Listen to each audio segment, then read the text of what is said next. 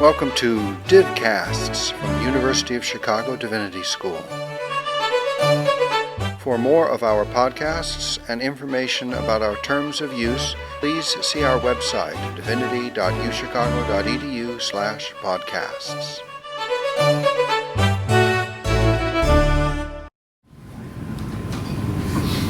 So you can go ahead and get started while folks are finishing up getting food and signing in. I just have a couple announcements, and then I'll hand things over to Katerina to introduce our guest. I'm Aaron Hollander. I'm the program coordinator for the Craft Teaching program.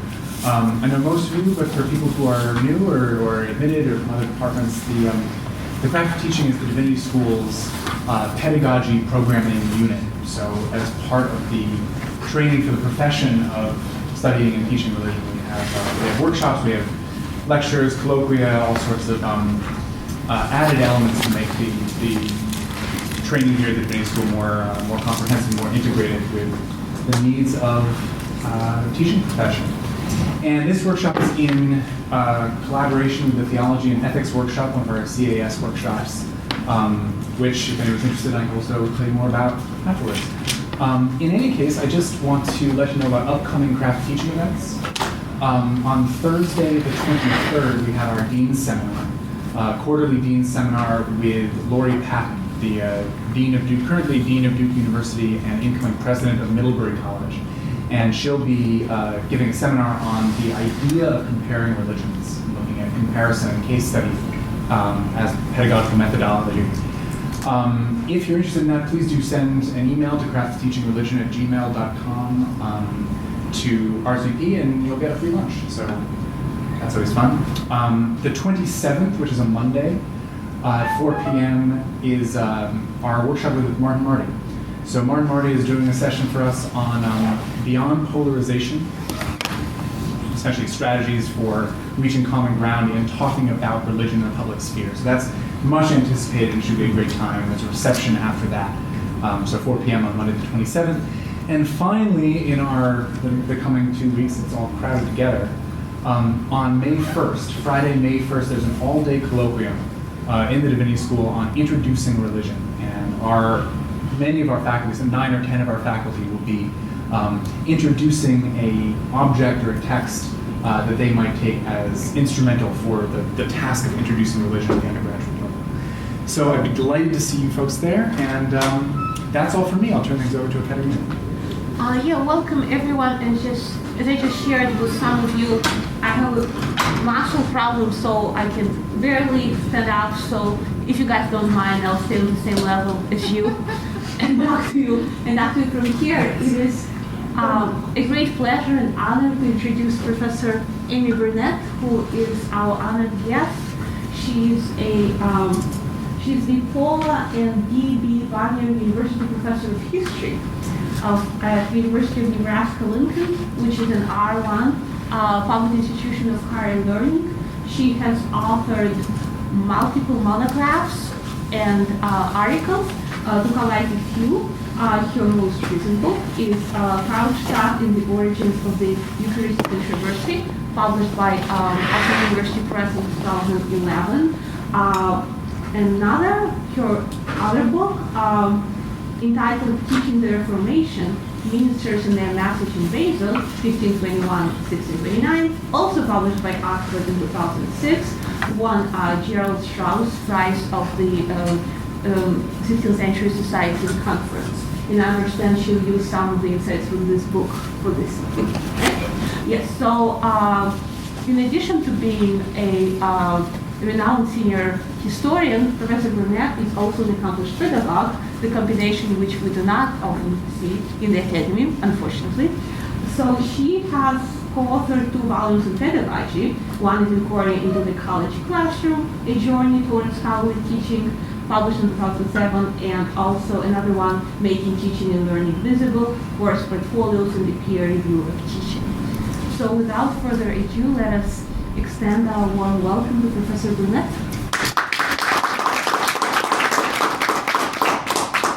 Thank you very much. I want to thank you, Katerina, for inviting me, and also to tell you just how happy I am to be here to talk to a bunch of grad students about teaching.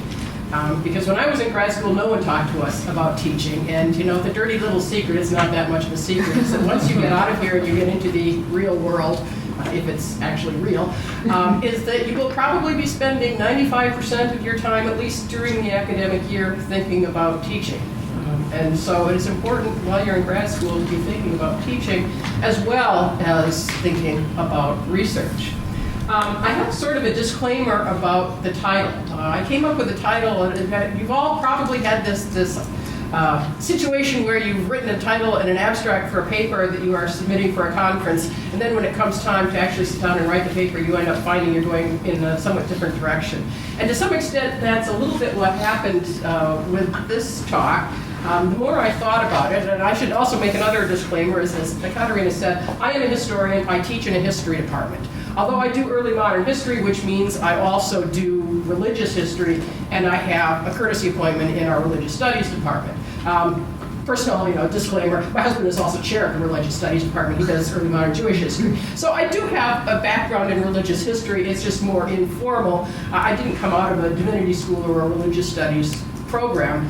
And Katerina also told me that you are all coming from a number of different disciplines or specializations. And so I thought what I would do is, instead of emphasizing religious past and historical studies, what I wanted to focus on is teaching, and particularly what I call the practice of reflective teaching, which I define in 3 ways. First off, thinking about the relationship between teaching and learning, and then thinking about how we help students develop as disciplinary experts, whatever our discipline happens to be. And then third, thinking about teaching as a form of research or as a research problem. And then I thought what we could do at the end, after my more general discussion about teaching, we can talk more specifically about how we want to apply what I've talked about to our own particular disciplines, whether that's history or ethics or theology. So that's kind of an overview of where I'll be going. So I want to start out by talking a little bit about teaching and learning. The one thing, we talk a lot about the importance of being good teachers, but teaching is a lot like playing catch. It's not something you can do by yourself. There has to be a learner. And with all of the emphasis on teaching, we sometimes forget that there is a whole body of information out there about learning. And our effectiveness as a teacher depends, in some ways, to how we respond to the research that exists on learning. So I want to mention a book here, and I gave Katerina a list of readings to go along with the talk, but I throw this out there as a very useful overview and resource in thinking about the relationship between teaching and learning. It is a summary of the state of knowledge, I guess you can say, in cognitive psychology, educational psychology, that's brought together and presented in a way that is intended to be useful for teachers. Its primary audience is teachers at the K through 12 level, but what it says about learning can also be applied to teaching adults or to teaching college students. And there are 2 related concepts in this book, fairly early on in the early chapters, that I find very helpful in thinking about college, especially teaching college students. The authors take a constructivist approach to learning, which means basically they start from the assumption that the knowledge that an individual has is used as the basis for adding on and building new knowledge, or actually I think it's more useful to flip it around and say that learners integrate new information and new knowledge into their existing presuppositions and framework of understanding, framework of learning. Underlying all of this is the idea that each of us has a schema or a framework, a way of understanding a particular discipline or topic that aids us in remembering the details and then retrieving the information when we need them. And I can give a really simple and I think very effective illustration of this. Now look at this number, and then I want you to close your eyes. How many of you think you can remember this number? Okay, open your eyes. If I go like this, does suddenly the number make a little bit more sense? And if you all happen to be an audience from Lincoln, Nebraska, you would recognize that this is basically the area code for Lincoln, the prefix for all university telephones, and then my office number. Now, if you have that pre-existing knowledge, memorizing those 10 numbers is actually quite easy. I think this is one really effective way of getting a sense of how important a framework is for integrating and then remembering new knowledge. A related concept is the idea of the difference between novices and experts.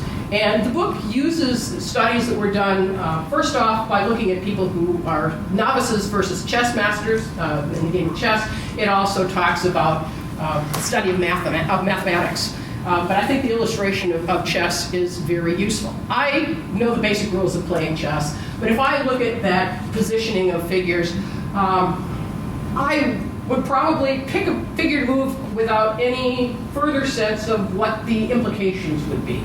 A chess grandmaster, however, on the basis of all of the games, the thousands of games that he or she has played, would have a sense, first off, of what moves have been made to actually get to this position, what the options are for the next move, and what his or her opponent's moves are likely to be in response to that particular move. In other words, and speaking more generally, experts look at information and they see patterns, they see ways of organizing things, they see ways of applying or puzzling out relationships that might not be obvious to a novice who simply sees random, unconnected, or disconnected jumbles of information. So, what are the implications of that for teaching?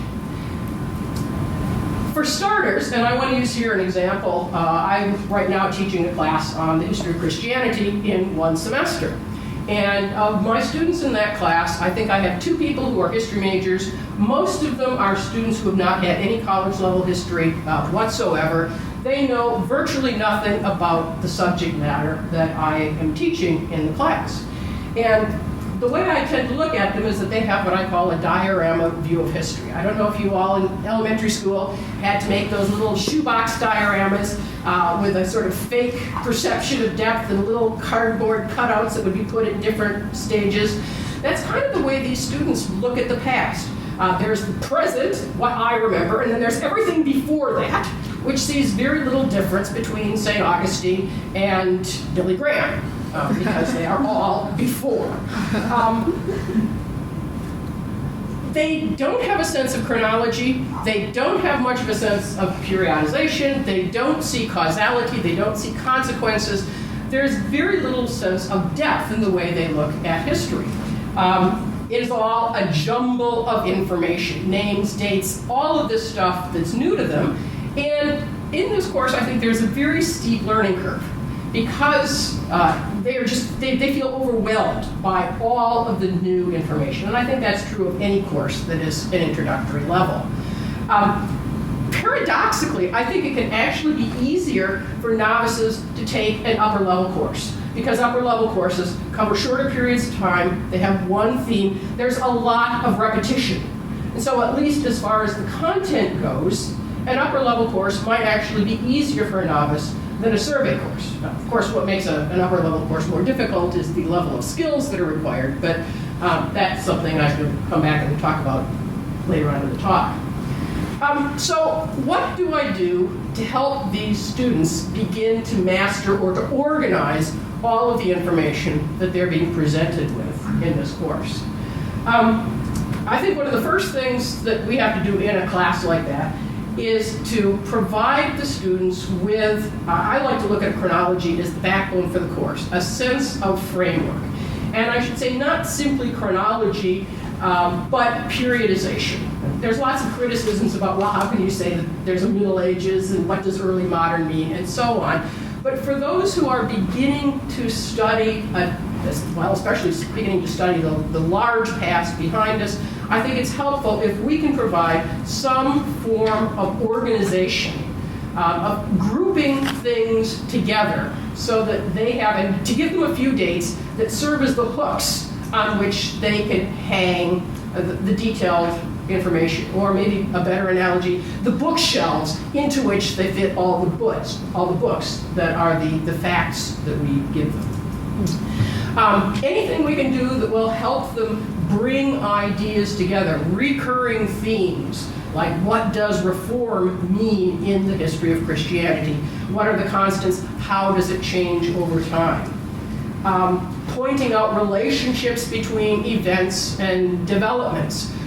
When I give my lecture on the development of the Church, of the Eastern Church, of the Orthodox tradition, and I talk about the division between the Western Church and the Eastern Church, I point out that this schism happens at about the same time that you have the revival of papal power in the West, which is something I talk about in a different lecture. But when I make that connection, it actually reinforces both events as something that is connected and that happens in the middle of the 11th century.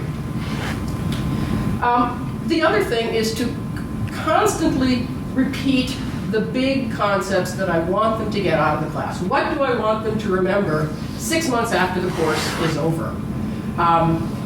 The importance of asceticism, as I think I already mentioned. The idea of reform and how the idea of reform changes over time.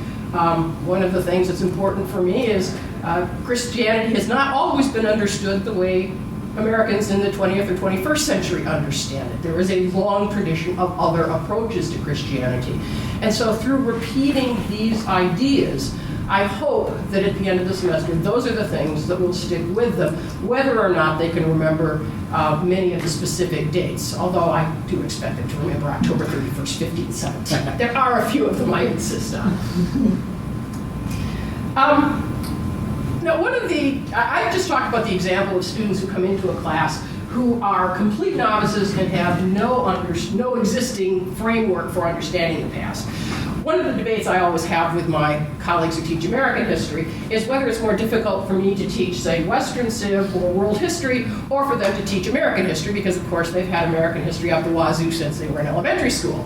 But as my Americanist colleagues always point out, what they end up doing is trying to help their students unlearn what they learned in elementary school and middle school and high school. And that is a problem of, I mentioned here an article by Sam Weinberg, who is an educational psychologist who studies how people learn history, how students learn history.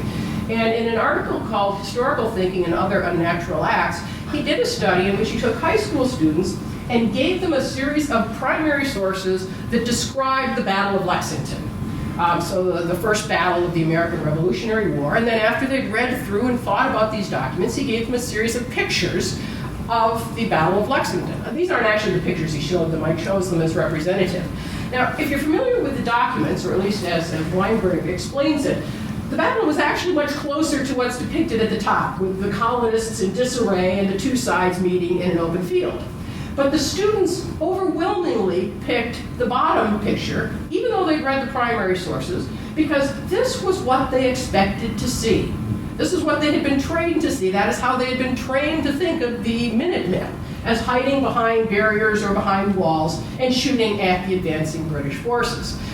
What this study illustrates is the difficulty of working with pre-existing frameworks of understanding, especially if those frameworks are skewed.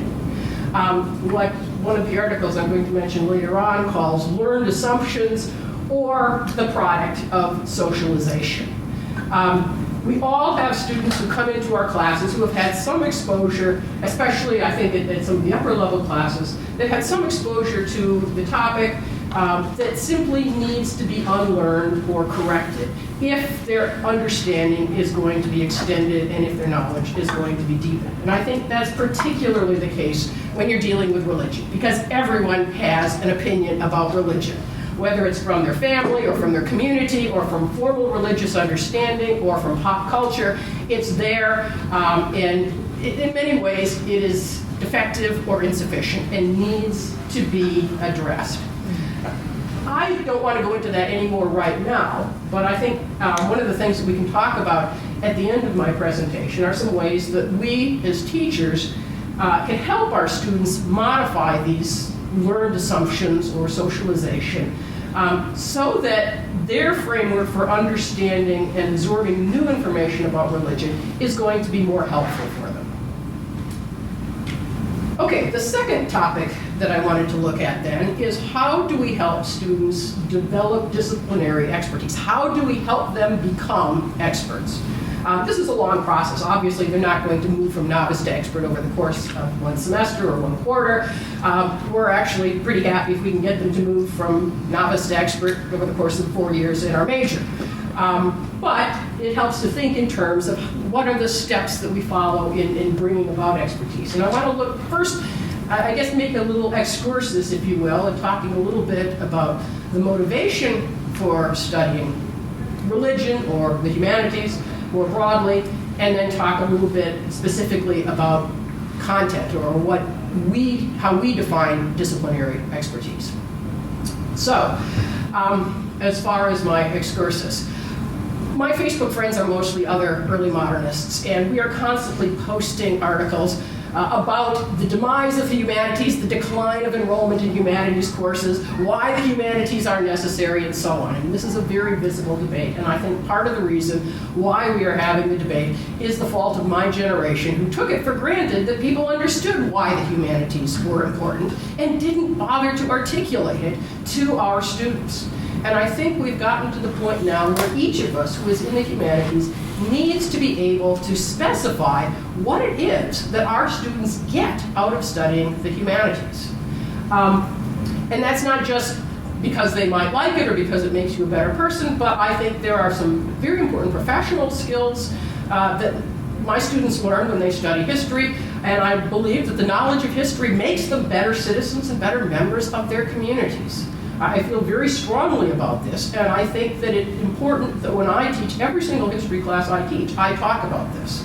When I meet with prospective students and their parents who come to campus for visits, I sit down and talk to them about the importance of a humanities education. And I should say I put my money where my mouth is. My daughter graduated from the University of Chicago with a degree in comparative lit.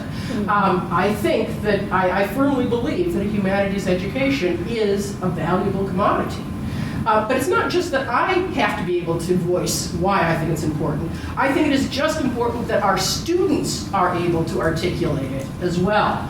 I teach the introductory class, the required methods course for our history majors. And in the fall semester, I always ask them on the first day, what are you going to say when you go home at Thanksgiving and you are sitting around over dinner and your great Aunt Sarah asks you, well, why are you majoring in history? And what are you going to do with it? And invariably, my students just kind of look down, shuffle their feet, and say, I like it, and I'm going to live in a box on the streets of New York when I graduate. Oh. Something similar. Because they don't see any professional benefit to it.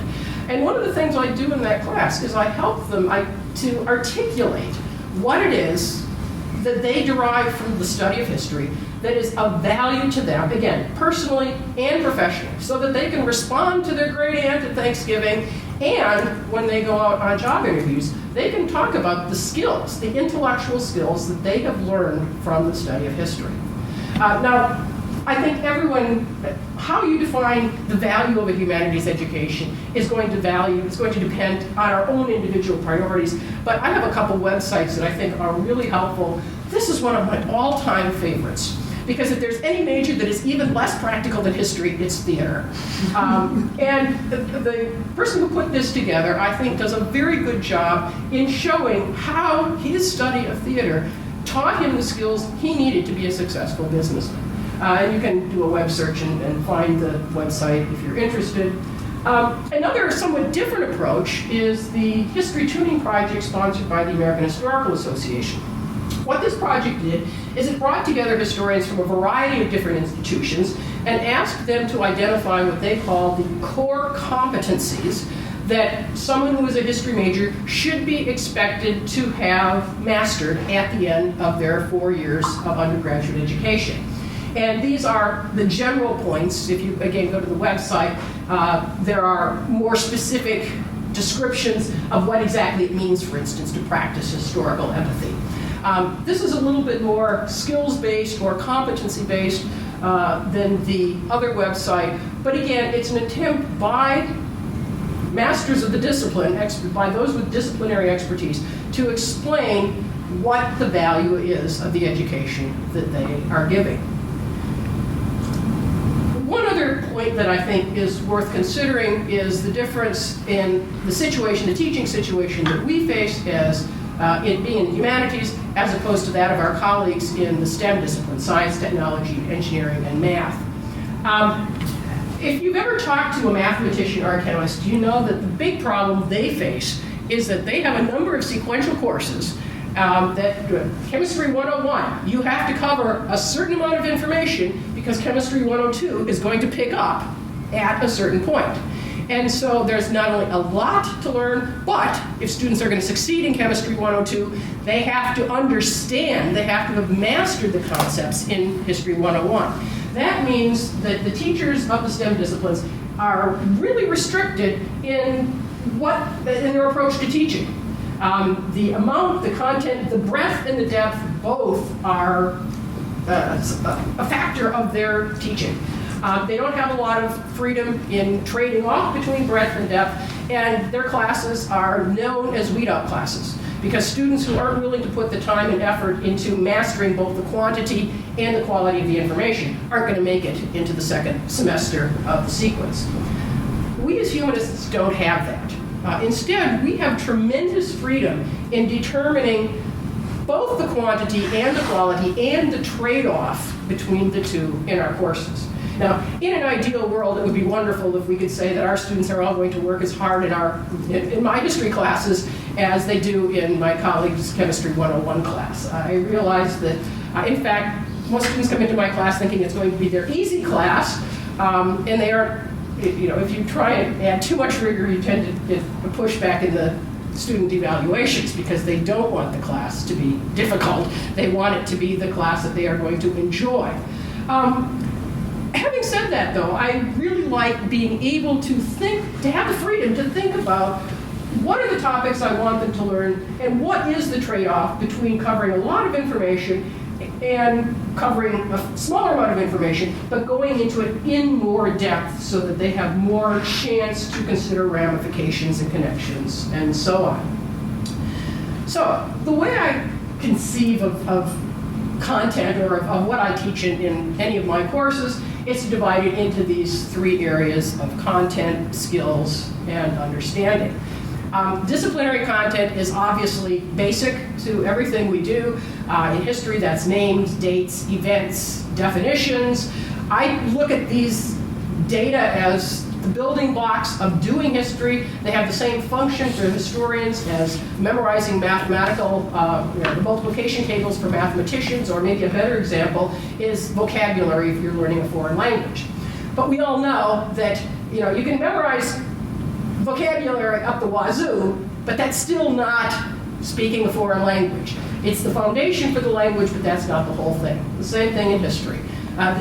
History is not data. It is the interpretation of historical data.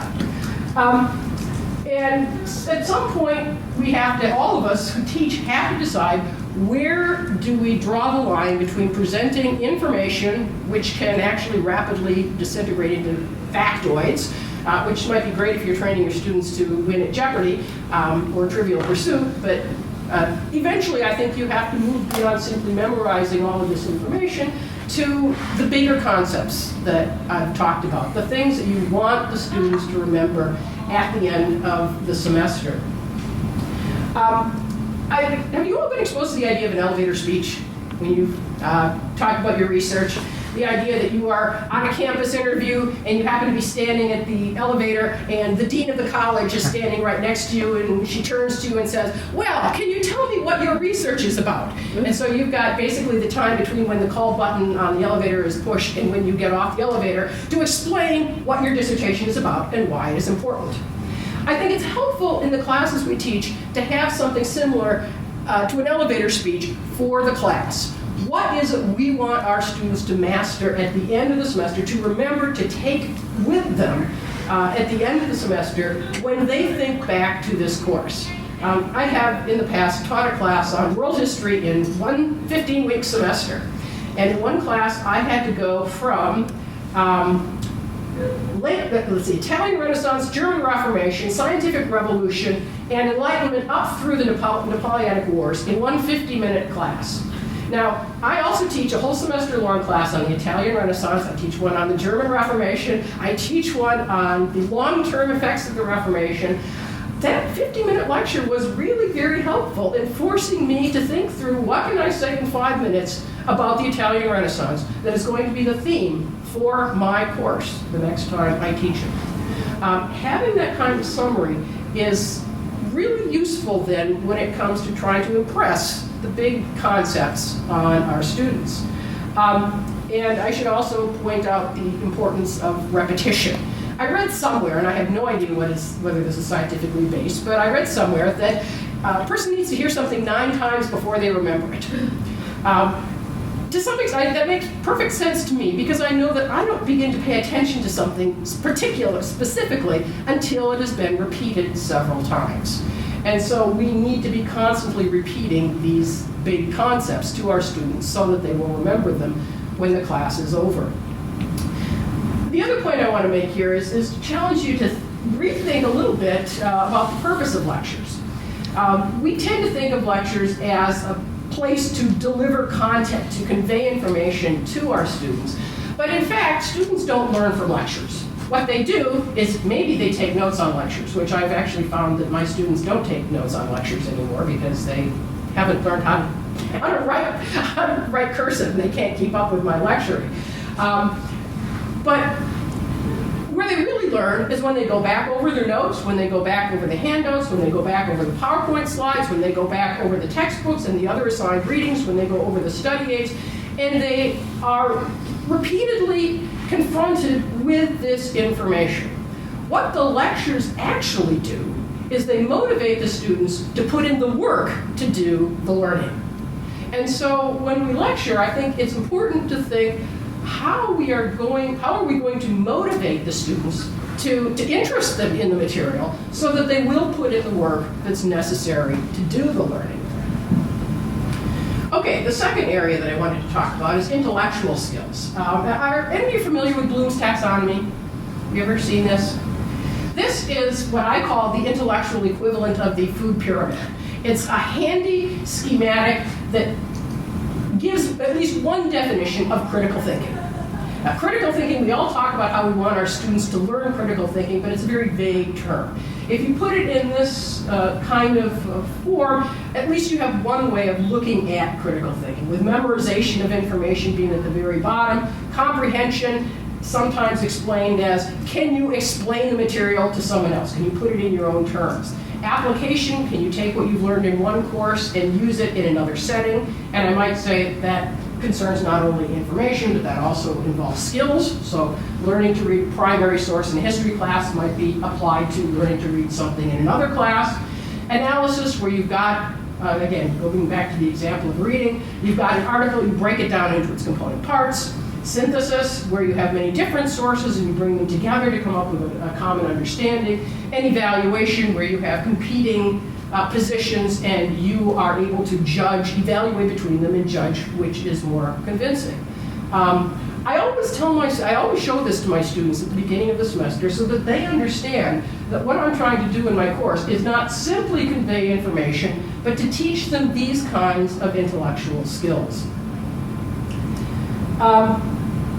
One of the other things that's been very helpful for me in thinking about developing intellectual skills is an article called Cognitive Apprenticeship, which picks up on the idea that apprenticeship, that the old style of learning manual craftsmanship, whether you're an electrician or a plumber or a baker, you learn as an apprentice by working with a master in that craft who teaches you how to do things. Mm-hmm. And in the same way, when we are teaching our students intellectual disciplines, we need to work with them to guide them as they practice and become better at or master these disciplines. The pattern that the authors of this article talk about is starting out with modeling, which is where you demonstrate to your students how you do something. How many of the freshman students in particular that I have in my classes have ever seen a professional historian analyze a primary source? They come in thinking that you would read a source from an early Christian source in the same way that you would pick up and read the newspaper. And so one of the things I will do is I will open the book, put out the primary source, and show them how I look for things in the reading that might strike me as strange or different or worth investigating further. Practice with feedback, giving them guided questions so that when they have a difficult primary source, they know what to look for. And then as they continue to work on the skill of reading primary sources, I provide other kinds of kind of intellectual training wheels that will help them know what to look for, but as they become more skilled, my intervention draws back because they need less guidance from me. And so instead of leading them as they are examining the sources, eventually I am simply coaching them as they are doing the interpretation and analysis themselves. So the idea behind apprenticeship is that you show them, you model what you want them to learn, and then you provide them with guidance, but you gradually draw back to the point where they are able to do it on their own. The third component, understanding, transformative understanding, what I like to call the aha moment, the reason why we all really love to teach. When you see the light go off in their eyes after you've explained something to them. This is really what happens when you begin to change or substitute a new kind of framework, of intellectual framework, and looking at your particular discipline. And I think the most effective way of doing this has to be through active learning, when you are involving the students themselves in the learning process, whether it's through discussion, in-class discussion, or formal or informal writing, or Socratic method, or anything that forces them to articulate, to put into words what it is that you are talking about and that you want them, that you're hoping they will learn. The last element in this is metacognition, which I would call the box that goes around my little pie chart. Metacognition is a fancy word that, in psychobabble, they define it as a student's ability to consciously monitor and direct his or her own learning. I find that actually a little pompous. The way I look at it is basically getting students to be involved and invested in the learning process. This is really important because if students come into a class, and most of my students come into a class thinking that history is simply going to be memorizing the dates and the names and the facts, and they tend to resent being asked to discuss things or to read things and write about them. But if I can explain to them, as I think I mentioned earlier, if I can explain to them that they are learning, they are practicing these skills that they are learning by doing, that causes them to become more invested in the education itself. At every point in teaching, I find it important to explain what I am doing in the course, why I am doing it, and trying to get them to go along with what I am doing so that they take responsibility for their own learning. Okay, so the last part of what I wanted to talk about, turning teaching into a research problem. This goes back to something that Lee Schulman, who is one of the leading individuals in the Educational Carnegie Foundation for I can't remember the full name of it now, I'm having one of those senior moments, but he's a big wig in the teaching and learning circles. And he has defined scholarship as intellectual work that is public, susceptible to review, and available to use by others. And he has pointed out that, well, we think of research as scholarship, but our teaching is also a form of scholarship. And back in the 1990s, a movement got started called the Scholarship of Teaching and Learning, or SoTL, which argues that in the classroom, we should take a reflective approach to teaching. In other words, thinking about what we are doing and then making those findings available through publication so that other people can evaluate them and can apply them in their own teaching. That's actually a very formal form of research that involves publication. I, for my own purposes, prefer to talk more about scholarly teaching, which is where I use that same kind of reflective approach to teaching and learning. But I use it for my own improvement as a teacher, for feedback on what works and what doesn't work, and then also for more institutionally limited forms of evaluation. So, for instance, for promotion and tenure, for teaching awards and things like that. So it doesn't necessarily have to be published, but it is public. And what underlies both SoTL and scholarly teaching is this idea that when we teach a course, we design it consciously with certain goals in mind, We then implement it in a way that is going to help our students reach those goals, and then we evaluate how well we did at the end. I should maybe back up a little bit and say, part of what I'm talking about here comes out of the project, the peer review of teaching project that I was involved in for several years, which at UNL, which was intended to help teachers, to help faculty document what they did as teachers.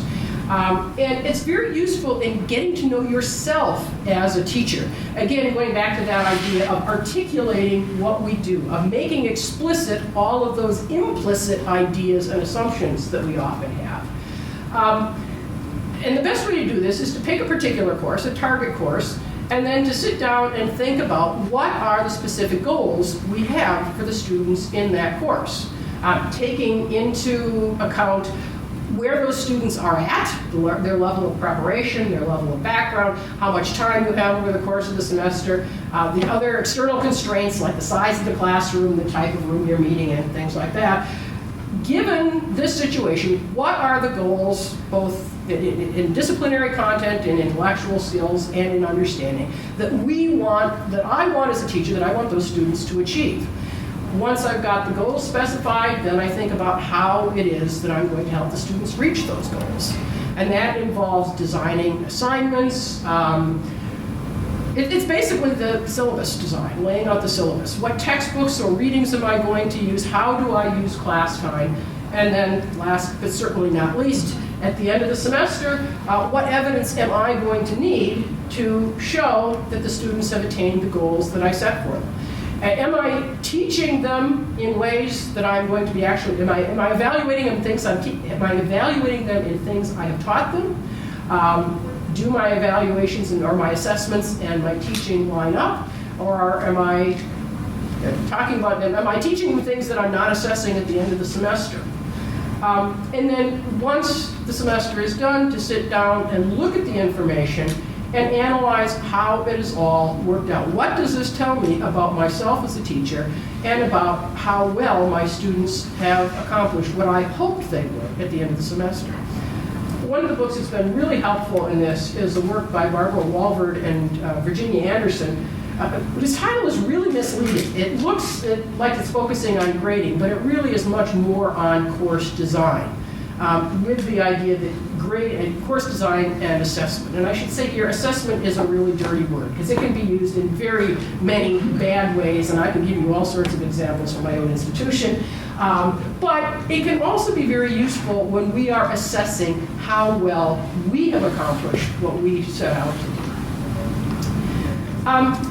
All of this comes down to thinking about teaching as a research problem, in the sense that when you look at all of the kind of schematized approaches to teaching, what's the contents, what is the relationship between the three types of learning you want them to learn, what I've actually just done is laid out a whole bunch of variables that you can use when you are teaching a class. And so in the same way that when you are, this scientific method, you design an experiment, you carry it out, and then you evaluate, you can look at your classroom in the same way. And by changing or tweaking some of these variables, you can get very different results. And this is really where the excitement of teaching comes in. Because what we are always trying to do is become better teachers. There's no such thing as perfection in teaching. There's always room for improvement. And it is always an intellectual challenge to see what we can do to change to make ourselves better teachers. This is at the heart of Randy Bass's actually now classic article, The Scholarship of Teaching, What's the Problem? He makes the point early on that when people talk about a teaching problem, the tendency is to think that that's a really bad thing. But when we talk about a research problem, that's something that we are pursuing that is an intellectual challenge. And that teaching can also present that kind of intellectual challenge. And that is really the way we should be approaching teaching. One final comment with regard to this, you're going to find when you get out of graduate school and go off into the real world that wherever you end up, there are going to be far more people that you can share your excitement with teaching about than you are who are going to share your disciplinary interests. And you can learn an awful lot from colleagues who are not in your discipline.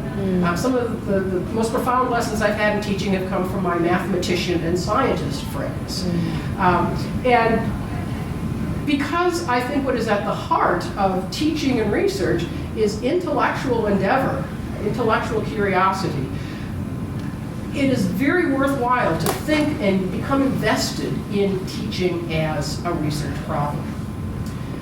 Just as a couple final thoughts then, one of my favorite quotes comes from a book called The Essence of Good Teaching, which I have added onto. The idea that students learn what they care about and remember what they understand, and they master what they practice. So when we think about teaching, we need to be thinking about how can we motivate them to learn, how can we explain things in a way that they will understand at where they are at, and how can we design the course to help them practice the skills that we want them to have.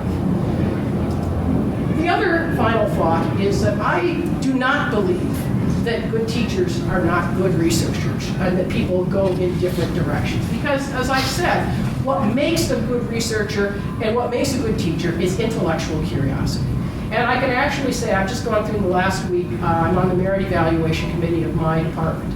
And it's amazing how the very best researchers are also the very best teachers in my department.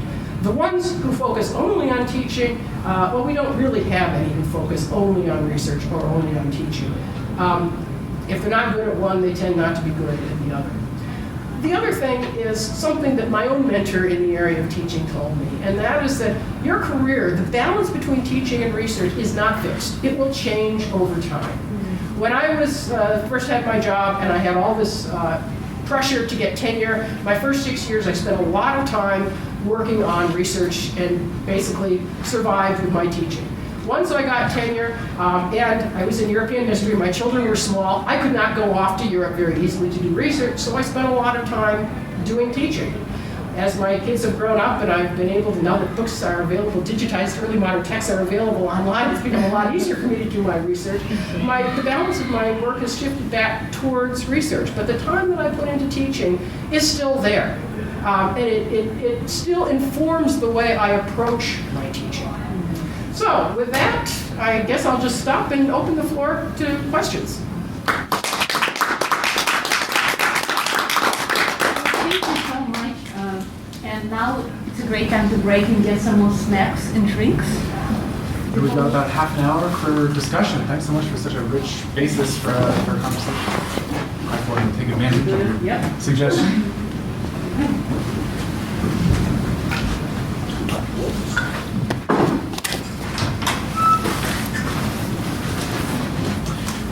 So I have a question I'll kick things off with.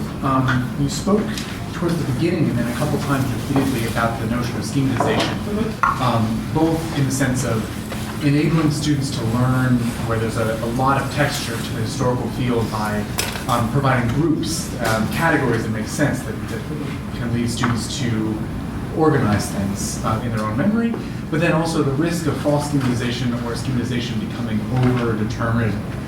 So I wanted you to reflect on that problem a little bit, and maybe also whether you see giving students the skills to schematize for themselves as one of the intellectual skills that you're thinking through, and how that differs from providing them groups that make sense. Yeah.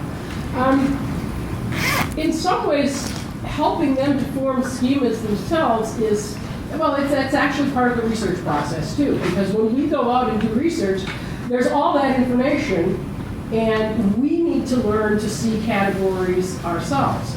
And so when I'm teaching my students how to write a research paper, I actually very often use the analogy of why historians are like prosecuting attorneys, where you go out and, Columbo, who goes out and, does anyone watch Columbo or reruns anymore? You go out and you gather all the clues, but then you have to organize them. You have to put them you look for the patterns. In a sense, you're interpreting them, you're forming your own schema or framework. And then once you've done that to your own satisfaction so that you know Butler did it, then you have to present it to the jury and convince them. So this whole process of organizing loose facts into some kind of framework is fundamental to something that I think all researchers do. To go back to the question between novices with no framework at all versus those with a framework that needs to be changed,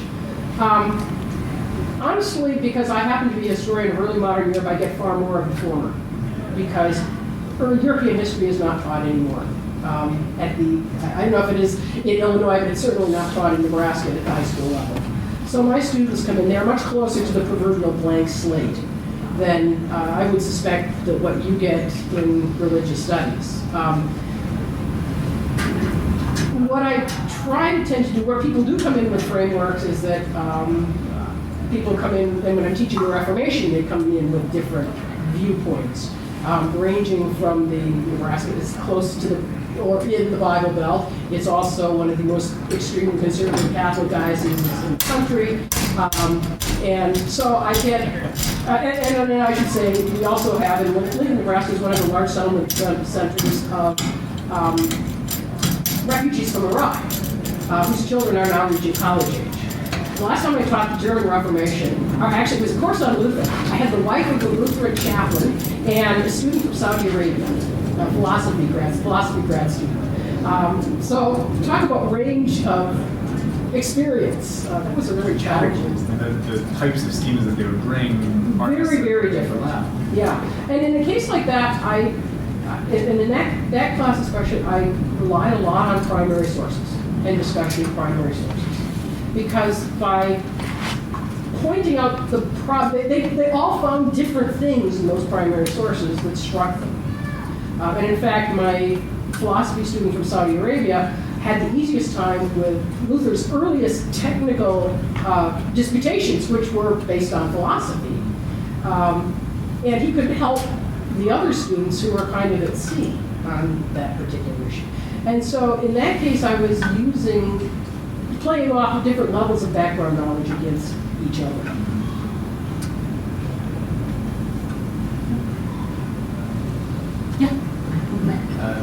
First of all, thank you.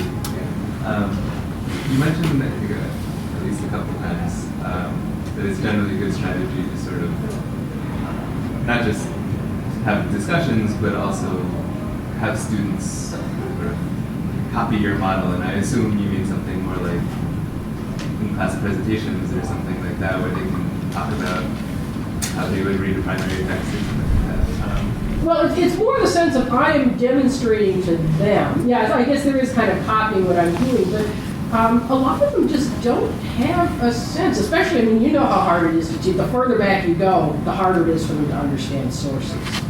And so even I've done this sometimes with textbooks in my introductory classes. I will take out a textbook and show them how the textbook is structured and where do you look for the topic sentence in a paragraph, or how do you break down a chapter into sections, because they've never been exposed to reading as a way of learning. So once they see that, once I've shown them how to do that, then I'm hoping that they will start to do it themselves, and the more motivated students will. Okay, yeah, I guess I was going to ask sort of the dynamics of having a smaller class versus, I guess, when you teach world history, I assume, Yeah, you've got a stadium. Yeah. So, I guess how possible is that? That's where what I try to do in the larger classes is I'll break them down, well, depending on how big the class is and if the chairs are fixed or not. So we have some classes that are maybe 70 students where I can break them up into smaller groups of, say, 4 or 5. I also like to use think, pair, share, which is where you put up a question. If I'm using PowerPoint, I'll put up a question on PowerPoint, say, and I always make my students buy 3x5 cards to bring to class at the beginning of the semester, and I'll put up a question and say, okay, talk about this, and write it out on the 3x5 card. And then I'll collect them as a way to get a sense of what it is, how well those two people have understood what an issue is. That involves them, even if it's a large class. And the other thing is, if you can get two people, Nebraska kids are very polite and very reluctant to speak out in public. But if I can get them to talk to someone else and to articulate their ideas, then I can actually have a large class discussion and I can call on them, and because they've got it written out in front of them, they're a lot more willing to share. So that's one way to kind of get around the limitations. Questions? Yes. Have you used any of the fancy new techniques that technology is bringing to kind of pedagogy in terms of flipped classrooms, having students listen to a pre-recorded lecture, so that then during class time you have more flexibility with respect to these kinds of share and pair activities, so that you can assess that type of thing? I really like that idea. I think the problem is, at this point, the amount of time I would have to put into a class to do that is more effort than I would find worth for myself. If I were younger, I would probably do it. I mean, this is one of those things where, I'm 10 years away from retirement and I don't want to spend time investing in classes that I've already organized. I do have some colleagues who have tried doing that, and especially people who've taught online, because in essence, that is kind of making use of online. It's actually a hybrid course where they are making use of, they're doing the lectures online or podcast, and then coming into class and having a discussion. And they've actually been fairly successful with it, as far as I can tell. But I really like that idea, because that puts the onus on them to do the work out of class, so that so that the class time can be used for more guidance and discussion and more active learning. Amy was interested in these questions further. A month from now, we have a Craft of Teaching workshop on flipping the classroom. So stay tuned for that. I was very interested in your discussion of lectures to motivate teaching, and there's been some articles recently about lecturing as a static state kind of reproduction of information as opposed to more dynamic discussion. But you've got this idea of lecture as motivating the learning, not actually the learning itself, but motivate. Now, I was wondering if you could talk a little bit more about that. Well, I can actually think of two incidents. One of them comes from a colleague of mine who's a very distinguished professor of American diplomatic and international history. And he said he was cleaning out his files from a course he took as an undergraduate in diplomatic history by someone when he was an undergraduate. And he said he looked at his notes and he was struck by how brilliant that course was, which went straight over his head when he was taking the class as an undergraduate. Which kind of said to me, and this is my colleague said, I didn't appreciate it. Even though that information was there, it obviously didn't stick with me. On the other hand, if you talk to students what it is that attracts them to a course, it's the enthusiasm and the excitement of someone who's in front of the class. There's nothing that will kill student interest in a topic faster than a boring lecture. And so I think that if we want them to come with us in what we want them to learn, we have to try to meet them in a way that's going to motivate them to put in the work. And that's part of what I don't think. I actually think lectures are useful for information transfer, but seeing my students sitting and listening instead of taking notes, which does concern me, but I also realize that it's good that they're looking at me instead of texting or checking their Facebook page or something. It's a way that I've engaged their attention, and I'm hoping that by engaging their attention, that will stay with them when they have to go back and start studying for the exams, which is where the learning actually occurs. So this might be a whole other topic for a different presentation, but I was wondering if you could describe it. How would those lectures motivate? You're thinking of an edutainment type of lecture or something else? I don't like the idea of edutainment, but on the other hand, there is an element to it, because somehow you've got to catch their interest and give them enough information. And as I said, they're not going to remember what's in the lecture 10 minutes after the lecture's done. What they're going to remember is that they found it really interesting. And I have, in my survey classes, I guess I've sort of given up, and I always use PowerPoint. Because I've found that there are fewer transmission errors that way. You've all played telegram, or what's the telephone? There was something years ago in Reader's Digest about how when life reached for joy, it was an essay put together of all of the misstatements that you draw out of history exams, like Martin Luther naming 95 theocrats to the door.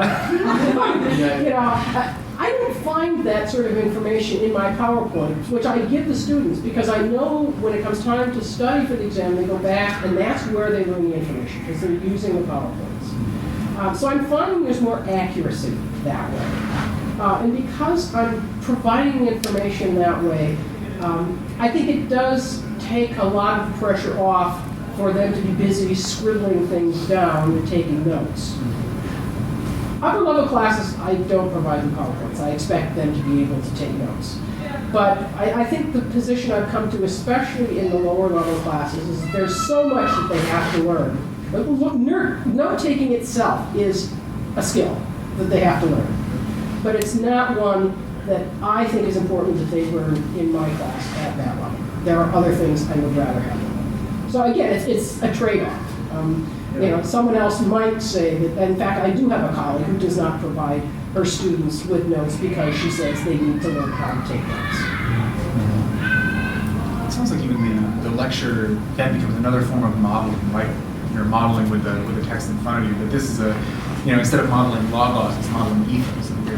You're embodying what it means to pay attention and to care and to find history of value or to be motivational, even in a way that might not cover more than skating over the surface of your topic. I mean, this is something we've been talking about all quarter long with our theme of introducing religion, this issue of, well, if you have X amount to get through, and you really can't, then what does it look like to engage with it in a way that's meaningful, even if it's not going to be even attempting to be comprehensive?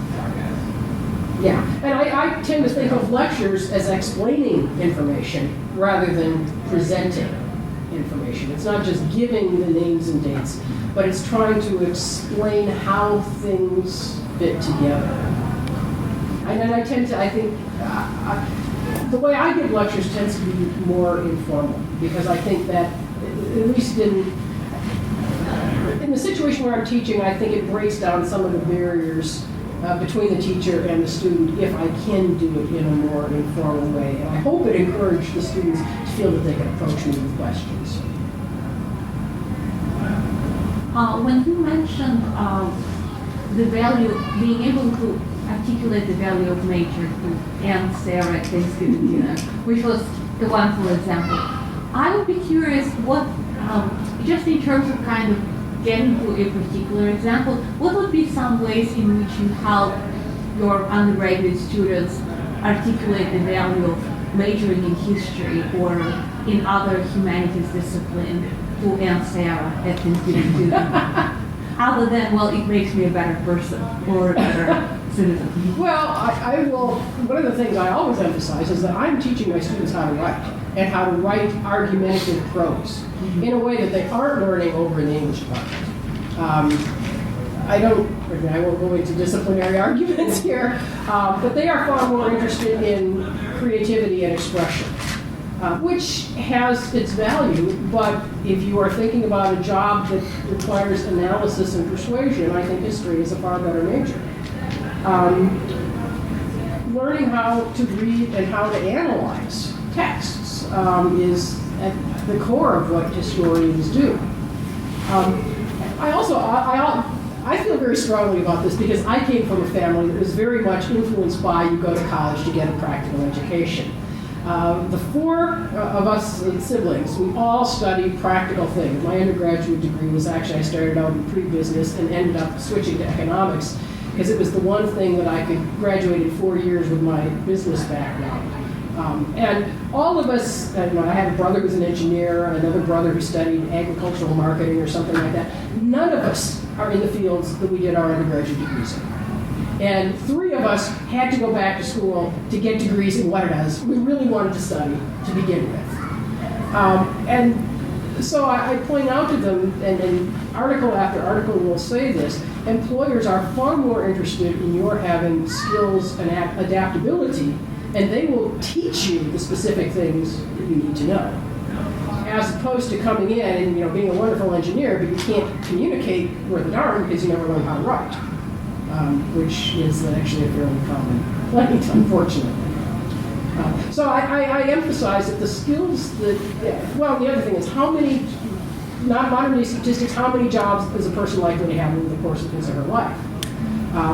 job mobility is surprisingly high.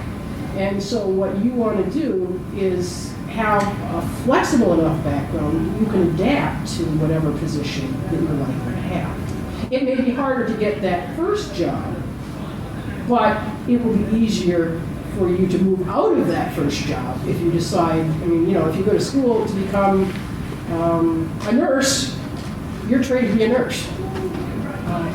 But if you're trained in history, there are lots of things you can go into. Half those jobs might not exist anymore. Well, yeah, that's the other thing.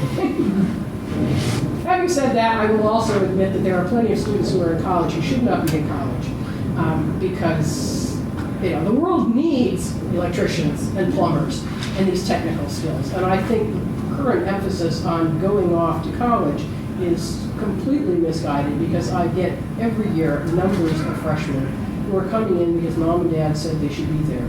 And they aren't interested, they aren't motivated, and they're spending it. Speaking as the mother of college-age students, they're spending an awful lot of money on something that is not where they should be at that point in time. But so I have a question about this, not just a dichotomy between teaching and research, but also between the dichotomy between the STEM department and then the humanities department. So, for example, in your discipline, history, are there, for example, those kids who shouldn't be in the college, they should still learn about something about history. So are you actually teaching something like history of science or history of mathematics so that, these kids who are majoring in STEM area actually learn the history of those areas and then, use it in a very meaningful way? Well, that's the value of the general education curriculum. And a lot of times, especially with the kids that are very strongly into science, well, actually, scientists, people who are in the sciences can be very interested in history. I mean, I've had engineers who come in and said, I'm sad that this is the only history class that I can take. It's the only one I can fit into my schedule. On the other hand, there are those kids that are just very, say, quantitatively oriented. Their attitude towards history is kind of like my attitude towards math. I appreciate it, I just can't do it. And I recognize that there are students like that for whom history is a real struggle. And my goal in that case is to get them to dislike history less. If I can put it that way. But the kind of attitude, like I'm a mathematician, so I'm not interested in history, that's kind of a mythic, dichotomy of... Well, actually, more seriously, the way I tend to look at that is people come in with that attitude almost always have the wrong understanding of what history is. Because they see it as names, dates, memorization, and they don't understand that it is interpretation and trying to make sense of all of these things, of trying to create patterns ourselves. And so if I can get them out of the sense, out of the understanding that I just have to memorize all this stuff, to seeing the creativity that's involved, that right there is changing their framework of understanding. One of the first things you talked about was how the upper level classes might be easier in some way when it's the repetition. And I wondered if you sort of thought through what possibilities that could lead to. I mean, if you went with that and sort of followed that through. I know there are practical limitations to a certain extent. Well, one of the things that we've done, and I think a lot of schools do, is to have freshman seminars where you have a historical problem and it is much more focused. So the problem is that the old way of numbering classes is that the big surveys are for the freshmen and the more narrow ones are at the top. I honestly think it should be the other way around. That in some ways, when I teach the big survey class of all of European history, it works better for the kids who've had an ancient history class and a medieval history class, because then they get the larger overlap. It doesn't work that way, unfortunately. And the way we've tried to get around that then is by creating, especially the freshman seminars for history majors, where they are exposed more to what it means to do history, where you can spend more time talking about primary sources because you've got a topic and a limited period of time that you can move. But that's difficult. That's hard to do in a large research university where you've got we are pressured, our general education courses are huge survey classes, and that's where we are supposed to be teaching. So it's a hard battle.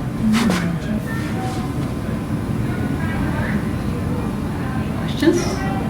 I just wanted to return to the Aunt Sarah conversation for a second. I think it's useful to help students be able to articulate to themselves and to others why what they're doing has value. But it strikes me as that one of the values of the humanities is not only its kind of usefulness with respect to kind of various marketplaces that students might encounter after graduation, but also its uselessness with respect to them as they're set up currently, right? Mm-hmm. The humanities also helps us to kind of consider alternatives. And one of the problems with humanities departments today is that they're being kind of constrained by neoliberal logics that continue to kind of structure university spaces. So I just wanted to kind of say that because I feel like for me, like the kind of the uselessness of what I do is like part of its greatest use. Thinking alternatives not only for myself, but just for the way in which we think about collective life together, political life, social life, civic life, that type of thing. Well, I don't think society tends to think the humanities are useless. I think there's value in talking about the humanities. Sure, no, yeah, sure. I mean, this usefulness as neoliberalism defines it, right? It's not a kind of quantitative matrix in the same Well, way. the other thing that I will say is that I think people come to appreciate the value of the humanities as they get older. I mean, there are certain difficulties with talking to 18 and 19-year-olds because they just don't have the life experience to think about larger issues. And that's one of the reasons why I love having older students in class. But if we can at least lay a foundation at an early age. And, I have seen on the web various articles talking about the value of doing humanities just because you love them. And honestly, that's why we are all doing them. But it tends to be put in terms of a lament, as in people used to study the humanities because they loved them. Well, people used to be white males from privileged families who didn't have to worry about chalking up $20,000 of student debt either. We are dealing with a different student population. That's true. And we have to take that, that $20,000 of student debt is really serious. Again, speaking as the mother of college students who have to deal with that. And there too, like with the theater major, I think there's a way to take the being able to conceive of the contingency of our political setup and to conceive of alternatives and to sort of exist in a space of fruitful uselessness. That you can take that to the bank if you're able to present it in a way that meets the needs of the person talking to. Yeah. Right. So even it doesn't have to be a sort of cynicism of usefulness to be able to make it work in the political order we have. Sorry. Yeah, no, I agree with that. And I'm not against, I think that helping them to articulate these things to themselves and to others very early on will kind of expedite the process by which they can see other kinds of values that won't immediately be part of their schema.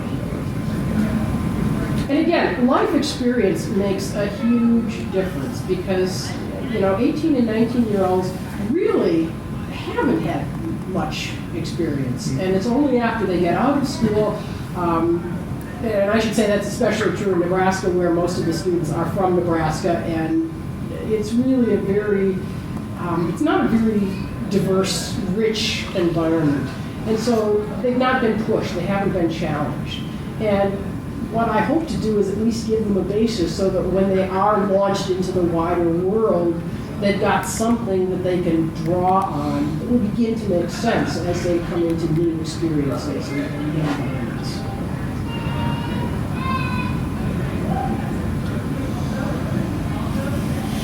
Well, So it looks like we're almost out of time, and looks like we've asked all kinds of questions, and we can just thank Professor Burnett so much Thank you for coming. sharing.